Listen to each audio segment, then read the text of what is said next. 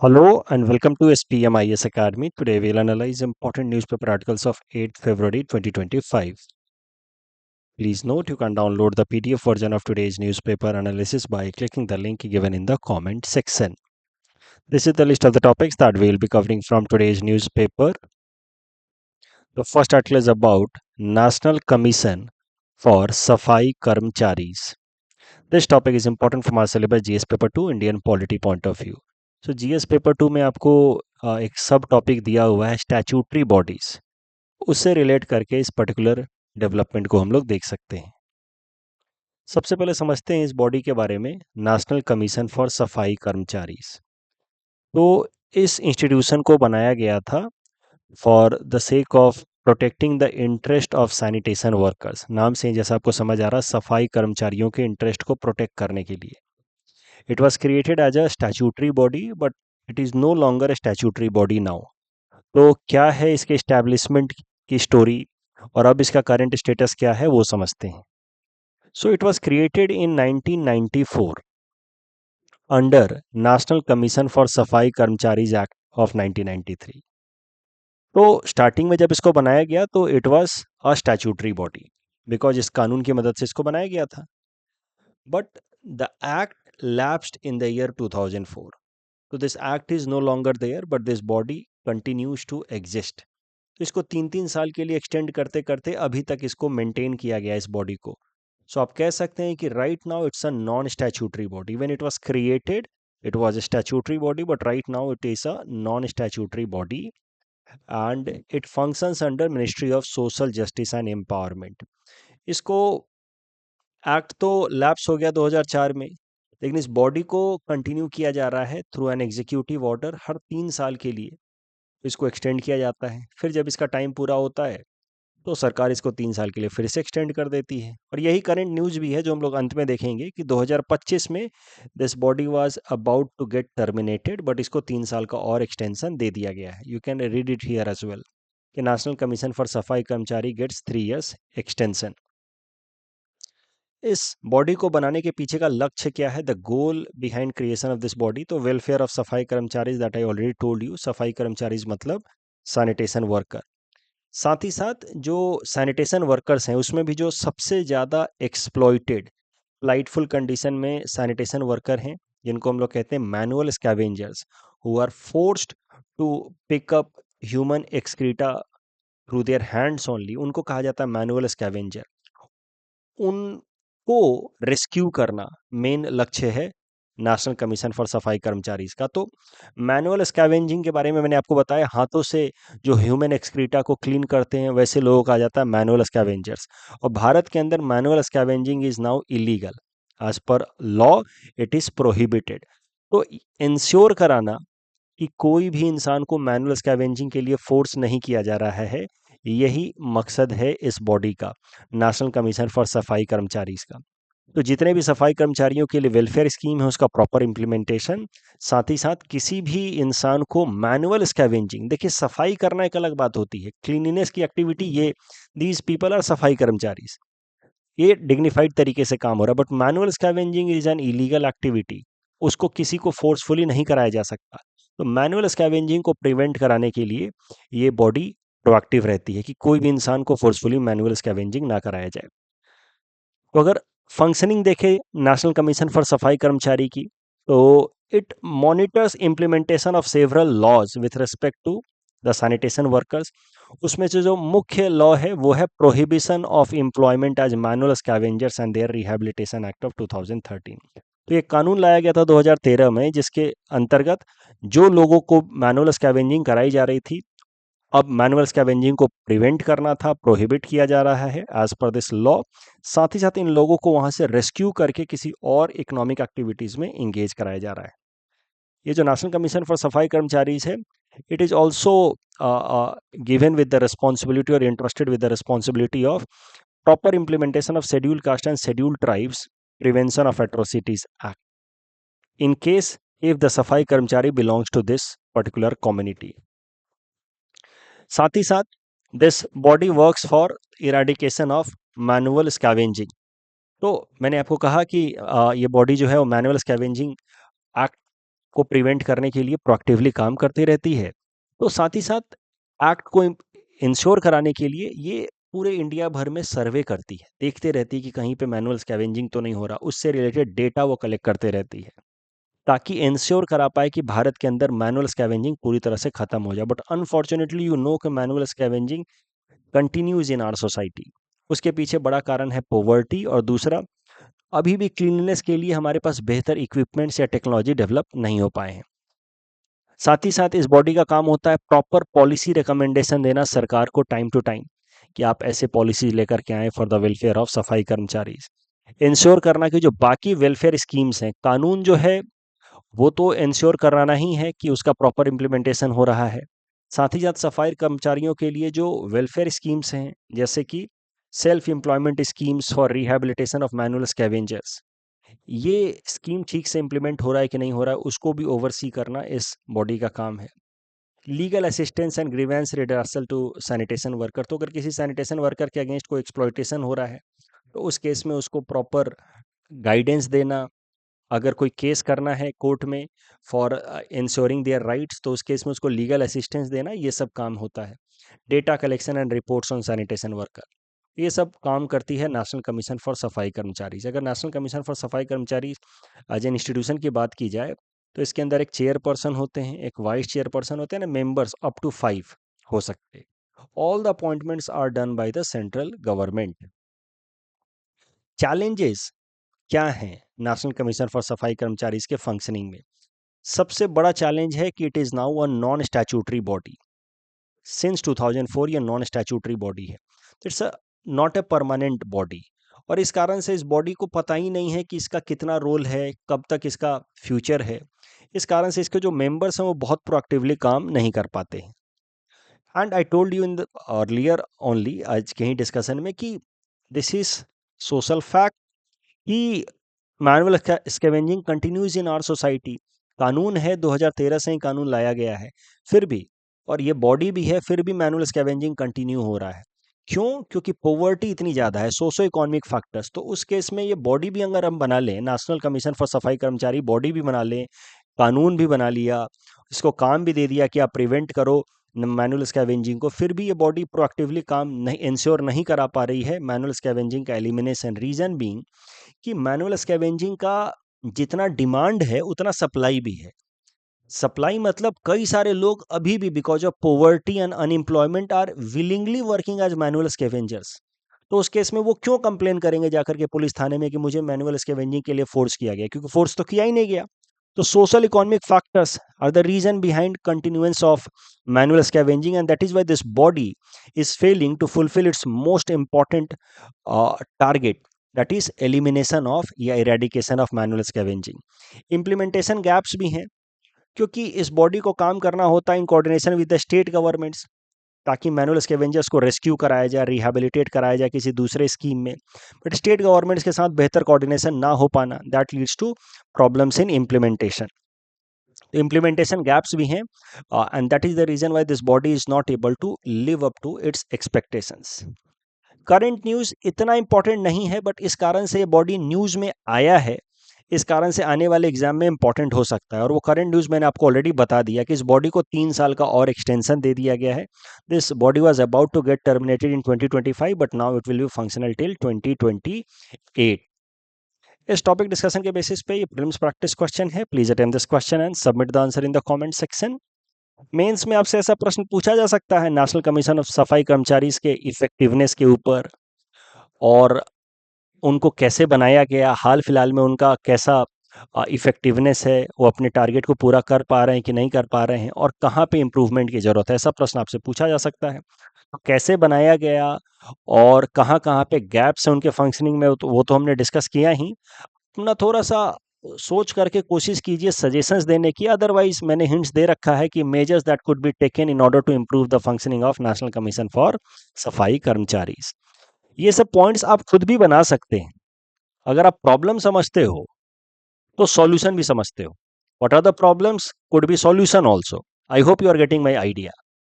Problem मैंने ये बता दिया, तो this issue can also become solution. Next topic is dunki. तो डंकी रूट, इस पे फिल्म भी बनी थी, उसी से रिलेटेड है ये particular discussion. This topic is important from our syllabus GS paper 2 international relations point of view. Dunki का कॉन्सेप्ट क्या है, इसको समझने से पहले हमें एक इंटरनेशनल लॉ के बारे में समझना होगा, जो है जेनेवा कन्वेंशन ऑन रेफ्यूजीज। तो दिस जेनेवा कन्वेंशन यानी कि international law on refugees was brought in 1951 under United Nations. तो it is a United Nations multilateral treaty. इस कन्वेंशन को सप्लीमेंट करने के लिए, फर्दर स्ट्रेंथन करने के लिए एक प्रोटोकॉल भी ऐड किया गया इसमें 1967 में। तो कभी कभार एक कन्वेंशन होता है, एक इंटरनेशनल लॉ होता है, उस लॉ में फर्दर एडिशन करने के लिए, ऑगमेंटेशन करने के लिए एक प्रोटोकॉल ऐड कर दिया जाता है, एक्स्ट्रा फीचर्स आप कह सकते हैं ऐड करने के लिए। तो there is a 1967 protocol also associated with this 1951 refugee convention या Geneva convention on refugees. Refugees कौन होते हैं? तो someone who has been force to flee their country. कोई इंसान अगर अपना देश छोड़ करके दूसरे देश में चला जाए मजबूरी वश, क्योंकि उसको लगता है कि उसके देश में उसके ऊपर खतरा है, fear of persecution because of race, religion, nationality, तो ऐसे लोगों का आ जाएगा रेफ्यूजीज, कि आपको अपने देश में खतरा है इसलिए आप दूसरे देश में जाकर के रेफ्यूज सीक कर रहे हैं, शरण मांग रहे हैं। So refugees move from their native state, they immigrate to some other state where they seek refuge, या इसी एक्टिविटी को आ जाता है असाइलम सीकर्स। तो रेफ्यूजीज जब जनरली दूसरे देश में पहुंच जाते हैं तो वहां पे दे बिकम असाइलम सीकर, मतलब they request the government of the state जहां पे उन्होंने इमिग्रेट किया है कि मुझे आप अपने देश में असाइलम दें। Asylum seeker is an individual who is seeking international protection and whose claim for refugee status has not been decided. तो असाइलम सीकर हैं, एक तरीके से आप कह सकते हैं, ये तो वैसे पॉलिटिकल एग्जाम्पल हो गया, but former Bangladeshi prime minister Sheikh Hasina ji is right now refugee in our country and she is an asylum seeker. तो ऐसे लोगों को प्रोटेक्शन देने के लिए एक इंटरनेशनल लॉ है कि उनको अपने देश में खतरा है तो दूसरे देश में चले गए और वहां पे वो रेफ्यूज सीक कर रहे हैं, यानी कि असाइलम सीक कर रहे हैं। तो refugees become ultimately asylum seekers. ठीक है, तो असाइलम सीकर्स या रेफ्यूजीज के प्रोटेक्शन के लिए ही है ये इंटरनेशनल लॉ 1951 का कन्वेंशन, जिसके अंतर्गत 1967 में प्रोटोकॉल ऐड किया गया है। इस 1951 रेफ्यूजी कन्वेंशन और उसके अंतर्गत जो 1967 का प्रोटोकॉल है, इसके अंदर जो सबसे महत्वपूर्ण आइडिया है या कॉन्सेप्ट है वो है concept of non refoulement. Concept of non refoulement क्या कहता है कि अगर मान लीजिए कोई कंट्री ए है जहां पे इस इंसान को अपने जान के ऊपर खतरा लग रहा है, this person fears prosecution in his native state, तो वहां से वो भाग करके दूसरे देश में चला गया कंट्री बी में, वहां के लिए वो हो गया रेफ्यूजी। अब वो वहां की सरकार से जब असाइलम सीक करेगा तो उसको हम लोग कहेंगे असाइलम सीकर। अब अगर कंट्री बी जो है वो सिग्नेटरी है इस 1951 कन्वेंशन का, या फिर अगर सिग्नेटरी है या पार्टिसिपेंट है 1967 के प्रोटोकॉल का, then in that case since this country B is part of this convention, इस कंट्री बी की सरकार जो है इस रेफ्यूजी को वापस नहीं भेज सकती कंट्री ए में जहां पे उसके जान के ऊपर खतरा है, ऐसा वो नहीं कर सकते। That is the legal obligation over the government of country B, जहां पे एक असाइलम सीकर असाइलम सीक कर रहा है, and this obligation gets created because of the country B being part of this international convention of refugees 1951 refugee convention। अब दुनिया के कौन कौन से देश इस रेफ्यूजी कन्वेंशन या प्रोटोकॉल का मेंबर हैं वो आपको इस वर्ल्ड मैप की मदद से समझ आ जाएगा। लगभग दुनिया के ज़्यादातर देश ही इस रेफ्यूजी कन्वेंशन या प्रोटोकॉल के सिग्नेटरी हैं। जो ग्रीन कलर से दिखाए गए हैं they have signed both this convention as well as protocol, और जो ये ब्लू कलर से हैं वैसे देशों ने सिर्फ और सिर्फ प्रोटोकॉल को साइन किया है, कन्वेंशन को साइन नहीं किया। भारत की अगर बात की जाए तो India is not a member. Bharat ने ना ही रेफ्यूजी कन्वेंशन साइन किया है ना ही वो प्रोटोकॉल साइन किया। इसी कारण से we are under no legal obligation to give asylum to prime minister, former prime minister of Bangladesh Sheikh Hasina ji. हमारे ऊपर कोई कानूनी तौर पे लिमिटेशन नहीं है। अब ये तो बात हो गई जेनेवा कन्वेंशन ऑन रेफ्यूजीज की। अब समझते हैं इस डंकी रूट के बारे में। देखिए, डंकी रूट या डोंकी रूट बात एक ही है। ये डंकी रूट या डोंकी रूट क्या होता है? जब कोई इंसान एक देश से दूसरे देश में इलीगल तरीके से इंटर करने की कोशिश करता है, तो जो रास्ता वो अपनाता है इलीगल तरीके से दूसरे देश में इंटर करने के लिए, जनरली उसको हम लोग कहते हैं डंकी रूट। डंकी नाम इसलिए पड़ा है क्योंकि जैसे गधों को मेहनत करनी पड़ती है एक जगह से दूसरी जगह जाने के लिए, बहुत उनको मेहनत कराना पड़ता है। Their life is very laborious, you see, इसीलिए तो ना कहते हैं ना, गधा बना दिया मुझे। मतलब अगर कोई इंसान कहता है कि उसको बहुत मेहनत कराया जा रहा है, तो क्या कहता है? मुझे गधा बना दिया गया, कि बहुत मेहनत कराया जा रहा। तो वैसे ही एक जगह से दूसरे जगह जाने में इलीगल तरीके से बहुत मेहनत करना पड़ता है, मीलों पैदल चलना पड़ता है, कई दिनों तक बिना खाए पिए चलना पड़ता है, रहना पड़ता है, बहुत तकलीफें झेलनी पड़ती हैं, एंड फॉर दैट रीजन इसको नाम पर दिया गया है डंकी रूट। ज़्यादातर साउथ एशियन कंट्रीज के लोग, जैसे भारत पाकिस्तान के लोग, डंकी मार करके या डंकी रूट लेकर के किसी वेस्टर्न कंट्री में जाना चाहते हैं, जैसे यूएस, कनाडा, यूके या किसी और यूरोपियन कंट्री में जाना चाहते हैं। डंकी रूट कौन लेता है? डंकी रूट वो लोग लेते हैं जिनको प्रॉपर तरीके से या लीगलाइज तरीके से वीजा नहीं मिल पा रहा है yet, because of some pull factor, कि आपको अपने देश में कोई खतरा नहीं है लेकिन आपको वहां वो देश अट्रैक्ट कर रहा है, तो इसको कहा जाएगा पुल फैक्टर। जब आपको अपने देश में खतरा हो तो हम कहेंगे पुश फैक्टर, जिस कारण से आप एमिग्रेट कर रहे हैं, मूव आउट कर रहे हैं। बट किसी देश का इकोनॉमिक जो अपॉर्चुनिटी आपको अट्रैक्ट कर रहा है, तो उस केस में it will be the pull factor that is attracting you. तो बहुत बार डंकी रूट वो लोग लेते हैं जो उस देश में जाना चाहते हैं, जहाँ के कारण पुल फैक्टर आ रहा है, बट वो प्रॉपर वीजा उनको मिल नहीं पा रहा है। तो फिर वो इलीगल ह्यूमन ट्रैफिकर्स का को कांटेक्ट करते हैं, बहुत सारा पैसा भी देते हैं, 40 लाख, 50 लाख, 1-1 करोड़ रुपए देते हैं, फेक डॉक्यूमेंट्स बनवाते हैं और फिर इलीगल क्रॉसिंग करने की कोशिश करते हैं। इसमें कई दफ़ा तो महीनों लग जाते हैं, साल तक लग जाते हैं लोगों को वेस्टर्न कंट्रीज में एंटर करने के लिए। अब एक बार जब देश में एंटर कर गए, जैसे मान लीजिए कि अमेरिका जो है वो सिग्नेटरी है इस 1967 प्रोटोकॉल का, तो कैसे भी अगर डंकी मार करके आप अमेरिका इंटर कर गए, पनामा वगैरह होते हुए, मेक्सिको वगैरह होते हुए, तो अमेरिका के अंदर जो एजेंसीज हैं, इमिग्रेशन एजेंसीज, वो आपको नैब करेंगी, डिटेन करेंगी, यानी कि अरेस्ट करेंगी, और उसके बाद वो आपको कोर्ट में ले जा करके रखेंगी। अब कोर्ट में, जो इमिग्रेशन कोर्ट है, वहां पे आपको बस साबित करना है कि आपको अपने देश के अंदर खतरा था, इस कारण से आपने अपना देश छोड़ा है, तो यू आर अ रेफ्यूजी। आपको बस ये साबित करना, आप यहाँ के इकोनॉमिक अपॉर्चुनिटी से अट्रैक्ट होकर के आए हैं, ऐसा नहीं लगना चाहिए। आपको बस साबित करना है कि यू आर रेफ्यूजी, आपको अपने देश के अंदर जान के ऊपर खतरा था, इसलिए आपने अपना देश छोड़ा और आप इस देश के अंदर असाइलम सीक कर रहे हैं। अब अगर आपने ये साबित कर दिया इमिग्रेशन कोर्ट्स के अंदर, तो फिर वो देश अंडर दिस रेफ्यूजी कन्वेंशन या प्रोटोकॉल आपको असाइलम दे देगा, फिर आप वहाँ रह सकते हैं। और फिर रहेंगे तो कुछ ना कुछ इकोनॉमिक एक्टिविटीज में एंगेज होंगे तो कुछ पैसा कमाएंगे। तो सारा गेम यही है कि आप जा रहे हैं वहां के पुल फैक्टर के कारण, लेकिन जाकर के आपको साबित करना है कि आप आए हैं पुश फैक्टर के कारण, कि मुझे अपने देश में खतरा था। अगर नहीं कर पाए तो आपको फोर्सफुली वापस अपने देश में भेज दिया जाएगा। अब भारत के अंदर जो बांग्लादेशी मान लीजिए आए हैं, या फिर रोहिंग्याज आए हैं, वो हमारे फॉरेन कोर्ट में नहीं कह सकते, ये फॉरेन ट्रिब्यूनल्स में ये नहीं कह सकते कि मुझे अपने देश में खतरा इसलिए मत भेजो, क्योंकि भारत तो सिग्नेटरी है ही नहीं कन्वेंशन का। तो ह्यूमैनिटेरियन ग्राउंड पे भले अगर हम किसी को असाइलम दे दें, एक अलग बात है, शरण दे दें, अलग बात है, but we are not under legal obligation to give anyone asylum. लेकिन ये देश अभी लीगल ऑब्लिगेशन में हैं because they are part of this convention. तो आप अमेरिका चले गए अगर टंकी मार करके, तो अब बस आपको साबित कर देना है कि आपको भारत में खतरा था आपके ऊपर, किसी भी कारण से, आप जिस रिलीजन से आते हैं, जिस रीजन से आते हैं, जिस कास्ट के हैं, उस कारण से आपके अगेंस्ट डिस्क्रिमिनेशन होता है, और इस कारण से आपने अपना देश छोड़ा है। और अगर ऐसा आप साबित कर पाते तो फिर आपको इस देश में असाइलम मिल जाएगा। अब बिल्कुल इसी आइडिया पे बेस्ड थी वो फिल्म डंकी, जो शाहरुख खान की फिल्म आई थी लास्ट ईयर। वो तीन दोस्त जो हैं वो डंकी रूट लेकर के पहुंच जाते हैं यूके। उसमें से अब तीनों के तीनों को पकड़ के कोर्ट में रखा जाता है।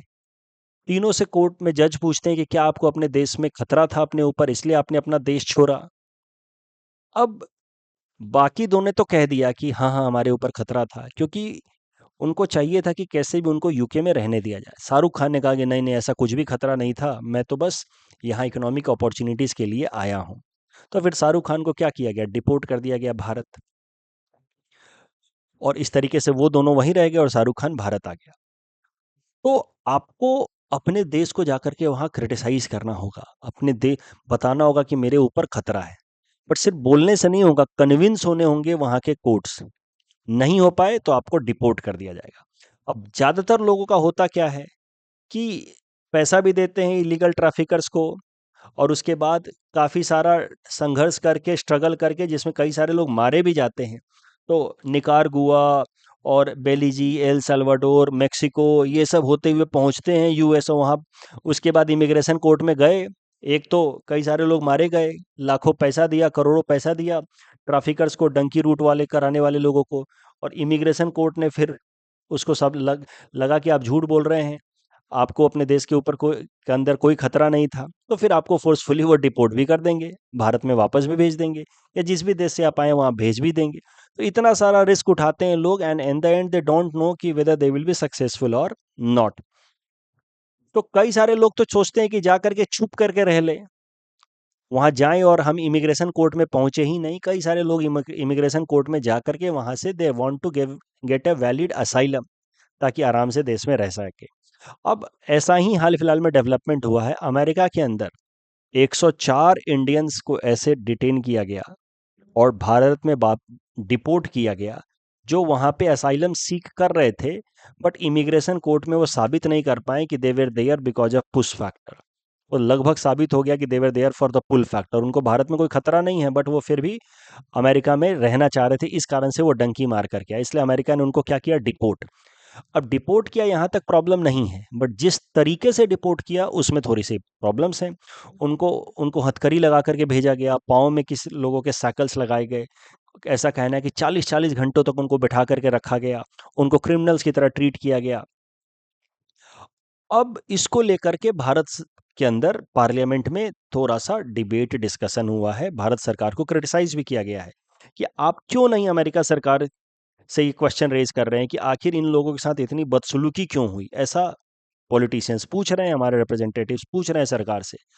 खासकर तब जब यही डिपोर्टेशन दूसरे देशों के लोगों के साथ जब किया गया, जैसे ब्राजील या कोलंबिया के साथ, तो कोलंबिया या ब्राजील के लोगों के साथ इतनी बदसलूकी नहीं की गई है, but Indian people have met with very harsh treatment when they were deported. So this is a kind of insult to our country, and that is why the government must raise this issue to the government of US. हमारे सरकार ने भी कहा है, जवाब दिया है parliament के अंदर कि through proper channel they are in talk with the US authorities कि ऐसा ट्रीटमेंट आखिर क्यों किया गया है। बट ये है पूरा मुद्दा, और यही है donkey route. I just hope कि आपको बात पूरी समझ आ गई। इस टॉपिक डिस्कशन के बेसिस पे प्रीलिम्स प्रैक्टिस क्वेश्चन है, please attempt this question and submit the answer in the comment section. The next article is about repo rate that has been slashed recently in monetary policy review. This topic is important from our syllabus GS paper 3 Indian economy point of view. तो मैं class में जब आपको economics सिखाता हूँ, जिन students को भी मैं इकोनॉमिक्स पढ़ा चुका हूँ, अब उनके लिए तो काफ़ी सिंपल सी बात हो गई होगी, I hope they are able to recall, कि मॉनेटरी पॉलिसी रिव्यू होती है हर 2 महीने में। कौन करता है, आरबीआई की मॉनेटरी पॉलिसी कमेटी। आरबीआई की मॉनेटरी पॉलिसी कमेटी में कितने मेंबर्स होते हैं, 6। लुक एट ये, 3 सरकार की तरफ से और 3 आरबीआई की तरफ से। मॉनेटरी पॉलिसी कमेटी के चेयरमैन होते हैं आरबीआई के गवर्नर हिमसेल्फ। जो भी फैसला होता है वोटिंग के बेसिस पे होता है। In case of tie, RBI governor cast deciding vote. ये सब तो हम लोग क्लास में ही डिस्कस करते हैं। और आरबीआई की मॉनेटरी पॉलिसी कमेटी को साल 2016 में बनाया गया था। उसके पहले तो आरबीआई की मॉनेटरी पॉलिसी रिव्यू आरबीआई के गवर्नर अकेले ही किया करते थे। Monetary policy review is done every second month.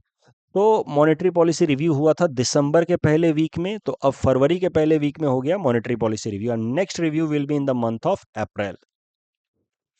और इस बार मॉनेटरी पॉलिसी रिव्यू में आरबीआई की मॉनेटरी पॉलिसी कमेटी ने फैसला किया है कि 25 बेसिस पॉइंट, 25 बेसिस पॉइंट का मतलब 0.25%, रेपो रेट को कट डाउन किया जाएगा। रेपो रेट को कट डाउन करने का क्या मतलब है, please try to recall from ideas that we have discussed in the class. Repo rate को कट डाउन करने का मतलब it is a kind of expansionary monetary policy. तो रेपो रेट को कट डाउन किया जाएगा ताकि ग्रोथ को पुश किया जा सके। इनफैक्ट पिछले 57 मंथ में, यानी कि मई 2020 के बाद से पहली बार रेपो रेट को कट डाउन किया गया है।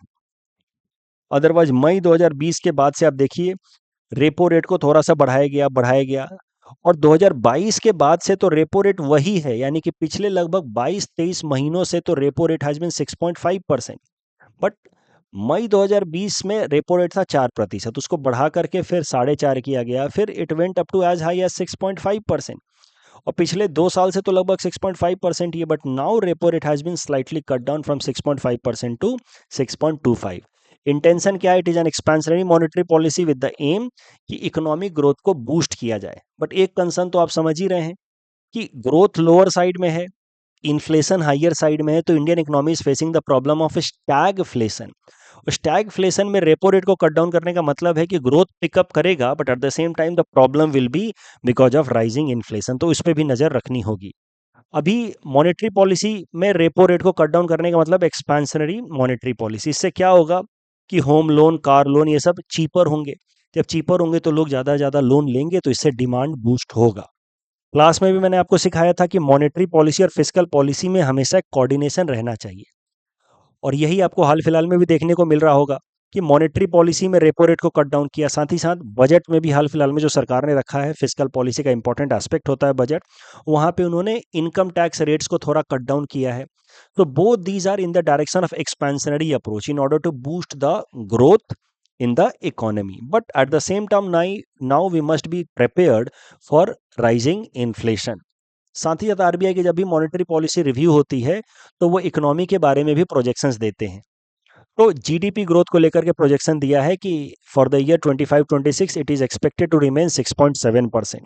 इन्फ्लेशन भी हमारा जो 4% वाला टारगेट है उसके आसपास आ जाएगा इन दिस फाइनेंशियल ईयर 25-26। पहले क्वार्टर में आरबीआई के हिसाब से 4.5% रहेगा, फिर दूसरे क्वार्टर में 4% पे आ जाएगा।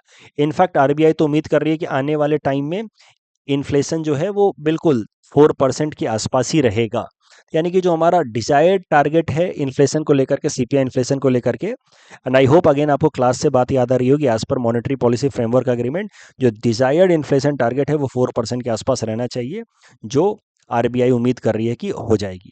साथ ही साथ हमारा फॉरेक्स रिजर्व जो है वो $630 बिलियन के आसपास है आज पर 31 जनवरी, तो which is enough to meet our import of next 10 months. यानी कि हमारे पास इतना फॉरेक्स रिजर्व जरूर है कि अगर आज से भी हम कुछ और एक्सपोर्ट ना करें, फॉरेक्स रिजर्व को ना ऑगमेंट करें, तब भी हम अगले 10 महीनों के इंपोर्ट को तो मीट कर ही सकते हैं। इस टॉपिक डिस्कशन के बेसिस पे प्रीलिम्स प्रैक्टिस क्वेश्चन है। Please attempt this question and submit the answer in the comment section. The next article is about special domain for banks. This topic is important from our syllabus GS paper 3 Indian economy point of view. छोटा सा news है, RBI ने अब फैसला किया है कि banks के वेबसाइट के लिए स्पेशल डोमेन वो लेकर के आएंगे, विच विल बी बैंक.in। तो इंटरनेट डोमेन हर एक बैंक का अब होगा which will end with bank.in. This has been done in order to enhance cyber security of the banks and prevent banking fraud. तो ये जो नया रजिस्ट्रेशन है विद नए डोमेन को अब बैंक्स अवेलेबल कर सकते हैं फ्रॉम अप्रैल 2025। एक बार जब बैंकिंग्स के लिए नया डोमेन सक्सेसफुली इम्प्लीमेंट हो जाएगा, तो फिर नॉन बैंकिंग फाइनेंशियल कंपनीज के लिए, बाकी फाइनेंशियल सेक्टर के एंटिटीज के लिए एक नया डोमेन लेकर के आएगी आरबीआई, जो होगा fin.in। फिन मतलब फाइनेंस, तो बैंक्स का डोमेन होगा बैंक.in, और बाकी एनबीएफसी या फाइनेंशियल सेक्टर के एंटिटीज के लिए domain name will and with fin.in। ये सब लाया जा रहा है ताकि बैंकिंग सेक्टर का या फिर NBFC, non banking financial company के साइबर सिक्योरिटी को स्ट्रेंथन किया जा सके। आरबीआई की इंस्टीट्यूशन है इंडियन बैंक एसोसिएशन, जो भारत के 10 बैंक्स ने मिल करके बनाया है। So this Indian bank association and institute for development and research in banking technology, ये दोनों ओवरसी करेंगे registration of the banks for this new domain name. इस टॉपिक डिस्कशन के बेसिस पे प्रीलिम्स प्रैक्टिस क्वेश्चन है। Please attempt this question and submit the answer in the comment section. National judicial data grid से related पहला statement सही है। Supreme court है national judicial data grid पे, बट बिल्कुल रियल टाइम बेसिस पे supreme court के डेटा नहीं आते। वो subordinate court and district court के डेटा जो है रियल टाइम बेसिस पे आते हैं। यहाँ पे तो दोनों स्टेटमेंट सीधे सीधे सही हैं। And marine heat wave, second statement is wrong because El Nino is not the only reason, there are other many factors as well behind marine heat waves. And यहाँ पे this statement is wrong. It is not implemented by ISRO. Rest statements are true. That's all from our side for today. Thanks for watching.